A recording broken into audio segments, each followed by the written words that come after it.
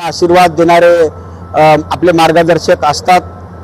ज्येष्ठांचा प्रश्न मी या ठिकाणी सभागृहात घेतलेला आहे आणि मला खात्री आहे जशी लाडकी बहीण योजना शासनाने या ठिकाणी आमच्या महायुती सरकारने राबवली, लाडका शेतकरी योजना या ठिकाणी राबवली, लाडका युवक या ठिकाणी योजना राबवली, तशाच पद्धतीनं लाडके मायबाप योजना या ठिकाणी शासनानं राबवावी, ते जाहीर करावी आणि ज्येष्ठांना त्यांना मदत करावी, त्यांना दरमा किमान 5 ते 7 हजार रुपये मिळावे यासाठी मी सभागृहामध्ये प्रश्न उपस्थित केला होता।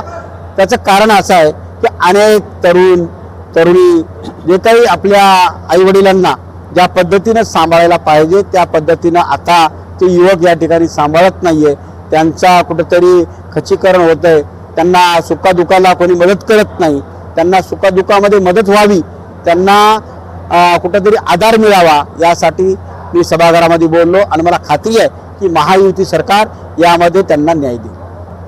राज्य निवडणूक आयोगाच्या माध्यमातून राज्यभरामध्ये SIRचं काम या ठिकाणी चालू आहे आणि आजच आम्ही BLAची बैठक या ठिकाणी आयोजित करण्यात आली होती। ज्या पद्धतीनं देशभर आणि राज्यभर काम चालू आहे, माझ्या मतदारसंघात सुद्धा काम अतिशय उत्तम व्हावं यासाठी आम्ही पक्षाकडून सुद्धा BLA नेमलेले आहेत आणि BLAची बैठक या ठिकाणी आयोजित करण्यात आली होती। पक्षाच्या वतीने सुद्धा या ठिकाणी त्यांना प्रशिक्षण देण्यात आलं, विविध प्रश्नाची वाचन या ठिकाणी करण्यात आलं आणि कुठेही मतदार या ठिकाणी वंचित राहू नये यासाठी आमचं शिवसेनेच्या वतीने काम चालू आहे। माझं मतदार आणि बंधू आणि भगिनींना विनंती आहे की आपण सुद्धा काळजीपूर्वक यामध्ये भाग घेतला पाहिजे।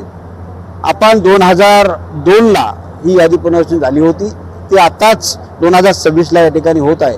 2026च्या यादीमध्ये आपलं नाव वगळू नये याची काळजी आपण घेतली पाहिजे, याची दक्षता आपण घेतली पाहिजे आणि आपण सगळ्यांनी जे काही शासनाचे BLO आपल्याला फॉर्म देत आहेत, आपल्या घरी येऊन फॉर्म भरत आहेत, ते फॉर्म त्यांच्याकडे आपण काळजीपूर्वक दिला पाहिजे।